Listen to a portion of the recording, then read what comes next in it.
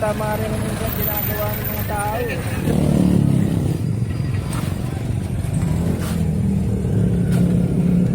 Dapat maging maayos naman sila, tsaka yung barangay, magmalasakit naman sila.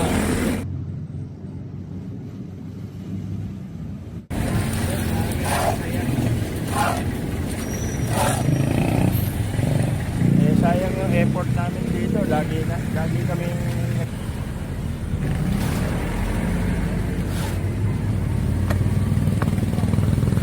baka lang tinatambakan ng basura, kahoy, kung ano-ano, tinatambakan nila.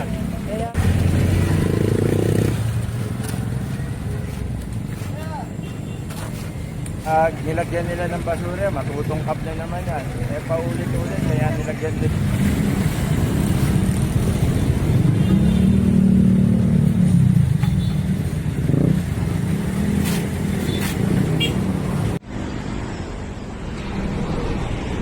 Yung mga tao naman, hindi naman sinusunod sa tapon lang ng tapon ng basura nila.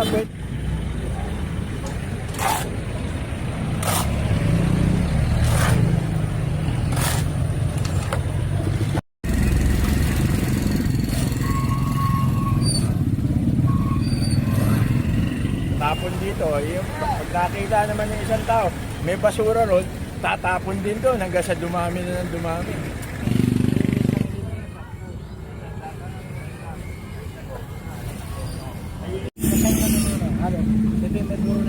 Tapos tsaka mo kayo rin, pare.